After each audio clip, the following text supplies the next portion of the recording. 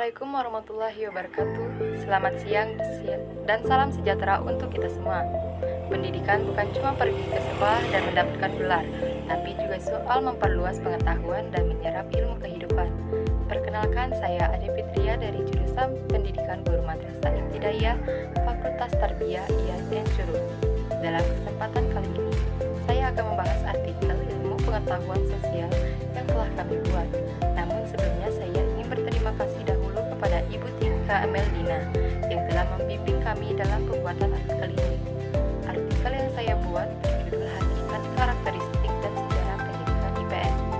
Adapun yang akan saya bahas kali ini yaitu hakikat dan karakteristik IPS. Hakikat IPS adalah kajian tentang manusia dan lingkungannya, di mana kehidupan manusia merupakan suatu dinamika yang tidak pernah berhenti dan selalu aktif. Dinamika yang menggabungkan manusia dengan sesamanya dan dengan lingkungannya sebagai ungkapan jiwa bahwa manusia sebagai makhluk yang berakal budi dan juga sebagai makhluk sosial. Pada dasarnya, hakikat manusia itulah yang membedakan manusia dengan makhluk lainnya.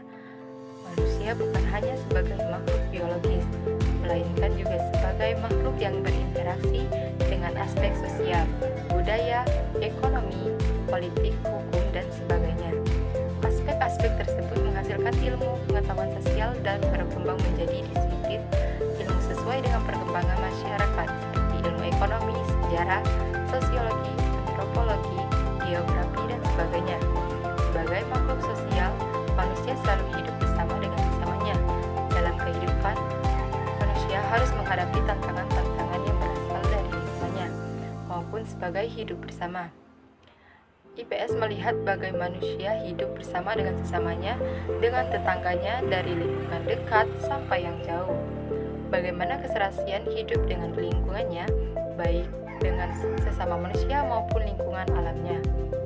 Bagaimana mereka melakukan aktivitas untuk memenuhi kebutuhan hidupnya.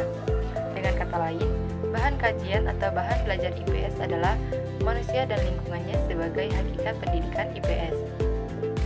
Yang kedua, yaitu karakteristik IPS. IPS berusaha membantu peserta didik dalam memecahkan permasalahan yang dihadapi, sehingga akan menjadikannya sebagai memahami lingkungan sosial masyarakat. IPS memiliki beberapa karakteristik. Dalam Sabria mengemukakan ciri utama pembelajaran IPS, yaitu yang pertama, IPS berusaha menawarkan teori ilmu dengan fakta atau sebaliknya. Kedua, penelaahan pembahasan IPS tidak hanya dari satu bidang ilmu saja, melainkan bersifat komprehensif. Tiga, mengutamakan peran aktif siswa melalui proses belajar inquiry agar siswa mampu berpikir kritis, rasional, dan analitis. Yang keempat, IPS menghayati hal-hal arti dan penghayatan hubungan antar manusia yang bersifat manusiawi, berusaha untuk memuaskan siswa yang berbeda melalui program maupun pembelajarannya, dalam arti memperhatikan minat siswa dan masalah ke masyarakat yang dekat dengan kehidupannya.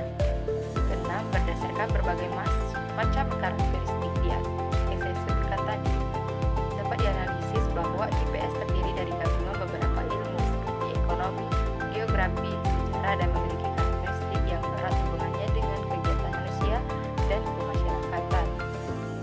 Sekian untuk materi yang dapat saya sampaikan. Untuk materi kedua akan dipresentasikan oleh teman saya Lutfi Sofarina.